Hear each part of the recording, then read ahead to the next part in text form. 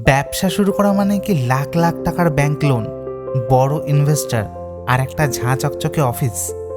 বছরের পর বছর ধরে আমাদের সমাজে একটা ধারণা বদ্ধমূল হয়ে আছে যে স্টার্টআপ বা ব্যবসা শুরু করতে গেলে বিশাল মূলধন লাগে।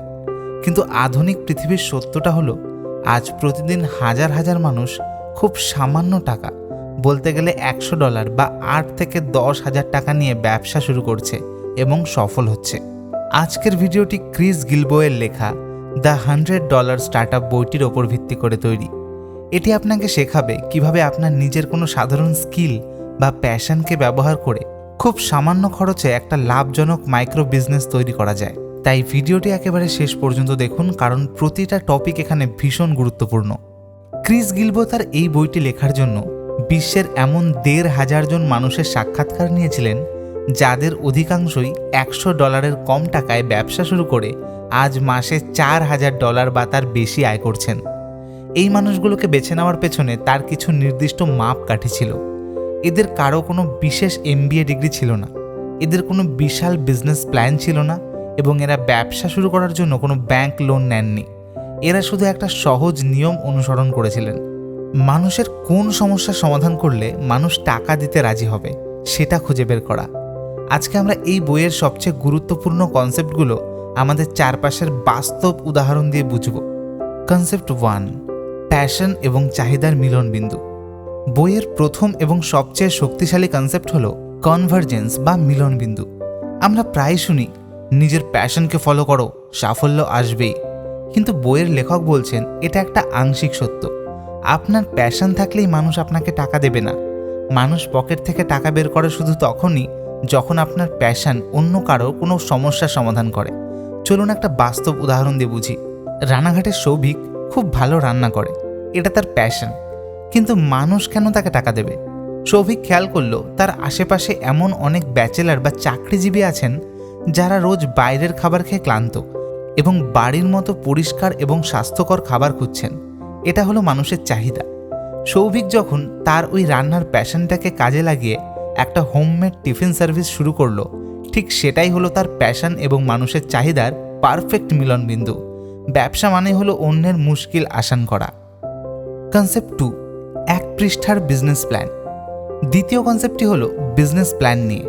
বেশিরভাগ মানুষ ব্যবসা শুরু করতে গিয়ে 40-50 পৃষ্ঠার বিশাল বিজনেস প্ল্যান বানাতে গিয়ে মাসের পর মাস পার করে দেয়। লেখক বলছেন $100 স্টার্টআপের জন্য কোনো বিশাল বিজনেস প্ল্যান লাগে না।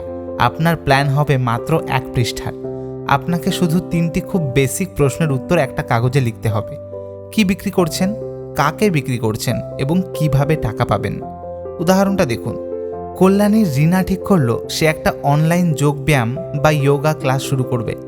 সে কোনো বিশাল ফাইল বানালো না, সে শুধু খাতায় লিখলো, আমি কি বিক্রি করছি। বাড়িতে বসে স্বাস্থ্য ভালো রাখার যোগা ক্লাস। কে আমার কাস্টমার? লোকাল গৃহবধূ এবং ওয়ার্কিং ওমেন যাদের জিমে যাওয়ার সময় নেই। টাকা পাবো কিভাবে? মাসে $500 ফি UPI এর মাধ্যমে। ব্যাস, এই 3টি প্রশ্নের বাইরে শুরুতে আর কোনো কিছুর দরকার নেই। বাকি সব কিছু কাজ করতে করতে শেখা যাবে। কনসেপ্ট 3, অ্যাকশন আগে পারফেকশন পরে। তৃতীয় কনসেপ্টটি হলো অ্যাকশন বনাম পারফেকশন। আমরা ভাবি ব্যবসা শুরু করার আগে একটা প্রফেশনাল লোগো লাগবে, একটা ঝাঁ চকচকে ওয়েবসাইট লাগবে। লেখক এটাকে বলছেন প্রস্তুতির ছদ্মবেশে কাজ পিছিয়ে দেওয়া। ধরুন আপনি একটা অনলাইন শাড়ির ই-কমার্স প্ল্যাটফর্ম শুরু করতে চান। নাম ঠিক করলেন EZ কার্ট। আপনি যদি লাখ টাকার শাড়ির স্টক কেনেন আর ডেভেলপার দিয়ে বিশাল ওয়েবসাইট বানান, তাহলে আপনার রিস্ক অনেক বেশি। তার বদলে আপনি কি করলেন? আপনি হোলসেল মার্কেট থেকে মাত্র 5টা ভালো মানের শাড়ি কিনে আনলেন। সোশ্যাল মিডিয়ায় সেই শাড়ির সুন্দর ছবি দিয়ে EZ কার্ট নামে একটা পেজ ফ্রিতে খুললেন। এটাই হলো অ্যাকশন। পারফেক্ট লোগো বা ওয়েবসাইটের জন্য অপেক্ষা না করে আপনার কাছে এখন যা আছে তা নিয়েই বাজারে নেমে পড়া। কনসেপ্ট 4, দক্ষতার রূপান্তর। বইয়ের চতুর্থ কনসেপ্ট হলো আপনি যা করেন সবসময় সেটাই বিক্রি করতে হবে এমন কোনো কথা নেই। আপনি যা জানেন সেটাও বিক্রি করতে পারেন। একে বলা হয় স্কিল ট্রান্সফরমেশন। চলুন একটা দারুণ উদাহরণ দেখি। নৈহাটির অমিত অঙ্কে খুব ভালো। সে বাড়ি গিয়ে গিয়ে টিউশন পড়ায়, কিন্তু তার একটা লিমিট আছে। সে দিনে হয়তো 3টে ব্যাচ পড়াতে পারবে। সে এখানে নিজের সময় বিক্রি করছে। লেখক বলছেন স্কিলটাকে অন্যভাবে রূপান্তর করুন। অমিত কি করলো, সে টিউশন পড়ানোর পাশাপাশি সরকারি চাকরির পরীক্ষার জন্য শর্টকাট অঙ্কের একটা দারুণ পিডিএফ গাইড বুক এবং মক টেস্ট সিরিজ বানিয়ে ফেলল। এবার সে সেটা অনলাইনে বিক্রি করতে শুরু করলো। এতে তার সময় বাঁচল এবং সে একবার পিডিএফটা বানিয়ে পুরো বাংলার হাজার হাজার ছাত্রছাত্রীর কাছে বিক্রি করতে পারল। নিজের স্কিলকে সার্ভিসের বদলে প্রোডাক্টে বদলে ফেলাই হলো আসল জাদু। কনসেপ্ট 5, প্রথম কাস্টমার ধরা।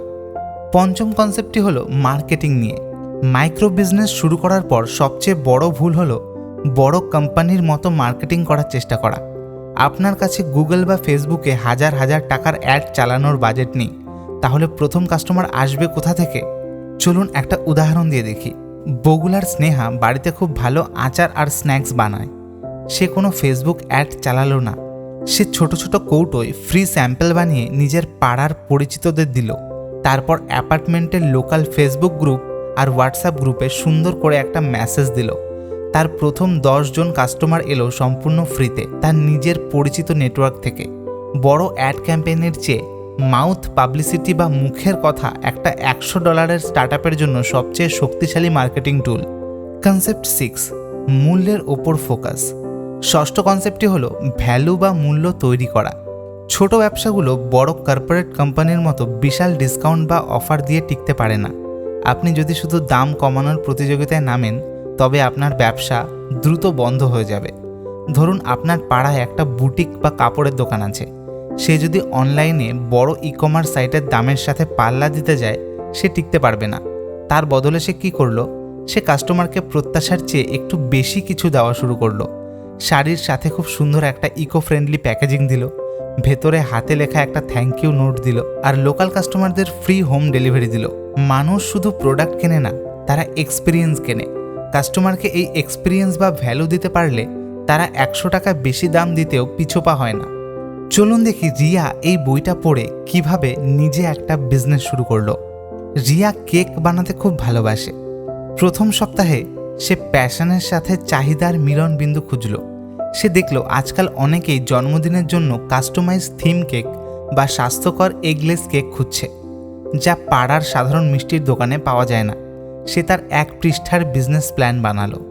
দ্বিতীয় সপ্তাহে রিয়া পারফেক্ট লোগোর জন্য বসে না থেকে একটা হোয়াটসঅ্যাপ ও ফেসবুক পেজ খুলল এবং নিজের বানানো 2টো কেকের ছবি আপলোড করে পরিচিতদের মধ্যে শেয়ার করলো।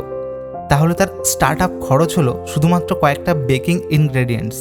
অর্ডার পাওয়ার পর রিয়া শুধু কেক দিয়েই থামল না, সে সুন্দর প্যাকেজিংয়ের সাথে একটা ফ্রি ছোট কাপ কেক এবং হাতে লেখা শুভেচ্ছা বার্তা দিতে লাগলো। ষষ্ঠ মাসে রিয়া দেখল তার কাছে অনেক মানুষের মেসেজ আসছে যারা বেকিং শিখতে চায়। সে উইকেন্ডে নতুনদের জন্য বেকিং ওয়ার্কশপ করানো শুরু করলো। রিয়া বিশাল কোনো ব্যাংক লোন নেয়নি, কিন্তু তার $100 স্টার্টআপ আজ একটা লাভজনক ব্যবসায় পরিণত হয়েছে। এই ধরনের মাইক্রো বিজনেস শুরু করতে গিয়ে মানুষ যে ভুলগুলো সাধারণত করে। প্রথম ভুল, শুরুতেই অপ্রয়োজনীয় জিনিসে টাকা খরচ করা। দামি ভিজিটিং কার্ড, লোগো ডিজাইন বা অফিস স্পেস নিয়ে ভাবা। আগে কাস্টমার খুঁজুন, টাকা আসা শুরু হলে লোগো বানানো যাবে। দ্বিতীয় ভুল, নিজের প্রোডাক্ট বা সার্ভিসের দাম খুব কম রাখা। দাম কম রাখলেই যে বিক্রি বেশি হবে এমন কোনো কথা নেই, বরং এতে আপনার ব্র্যান্ডের ভ্যালু কমে যেতে পারে। তৃতীয় ভুল, প্ল্যানিংয়ে আটকে থাকা। আরেকটু শিখে নিই, ওয়েবসাইটটা আরেকটু সুন্দর হোক, এই অজুহাতে কাজ শুরু করতে দিনের পর দিন দেরি করা। চতুর্থ ভুল, জোর করে ব্যবসাকে বড় করার চেষ্টা করা। লেখক বলেন আপনার ব্যবসা ছোট মানেই সেটা খারাপ নয়। আপনি যদি একাই কাজ করে সুখে থাকেন এবং ভালো আয় করেন, তবে জোর করে স্টাফ রেখে অফিস ভাড়া করে ব্যবসাকে জটিল করার কোনো দরকার নেই। চলুন এবার আপনার জন্য একটা প্ল্যান বলি। আজ রাতে আপনার এমন 3টি সাধারণ স্কিলের তালিকা তৈরি করুন যা আপনি ভালো পারেন এবং মানুষ যেগুলোর জন্য টাকা দিতে প্রস্তুত, যেমন রান্না করা, পড়ানো, ভিডিও এডিটিং বা কোনো হাতের কাজ। এই সপ্তাহে ওই 3টি প্রশ্নের উত্তর দিয়ে আপনার 1 পৃষ্ঠার বিজনেস প্ল্যান তৈরি করুন এবং আপনার প্রোডাক্টের কথা সোশ্যাল মিডিয়ায় বা পরিচিত মহলে জানান। এই মাসে আপনার প্রথম প্রোডাক্ট বা সার্ভিস লঞ্চ করুন। সেটা পারফেক্ট না হলেও চলবে, মানুষের ফিডব্যাক নিয়ে সেটাকে উন্নত করুন। আর এই বছরে ক্রিস গিলবোয়ের দ্য $100 স্টার্টআপ বইটি পড়ুন। আজকের ভিডিওতে যা বললাম এটি তার থেকেও অনেক বেশি প্র্যাকটিক্যাল জ্ঞান এবং সাহস আপনাকে যোগাবে। এই বইটির মূল বার্তা একটাই, আপনার কাছে কি নেই সেটা নিয়ে ভাবা বন্ধ করুন। আপনার কাছে যে সাধারণ স্কিলটুকু আছে সেটা ব্যবহার করেই আজ থেকে শুরু করুন। ব্যবসা মানে অনেক টাকা আর বিশাল পরিকাঠামো নয়, ব্যবসা মানে মানুষের সমস্যার সমাধান করা। আপনি যত তাড়াতাড়ি সেটা শুরু করবেন, পারফেকশনের জন্য অপেক্ষা না করে দ্রুত বাজারে নামবেন, তত দ্রুত আপনি আপনার আর্থিক স্বাধীনতার পথ তৈরি করতে পারবেন। ভিডিওটা ভালো লাগলে লাইক করুন, চ্যানেল সাবস্ক্রাইব করুন আর কমেন্টে জানান আপনার এমন কি স্কিল আছে যা দিয়ে আপনি আজকেই একটা মাইক্রো বিজনেস শুরু করতে পারেন। দেখা হবে পরের ভিডিওতে।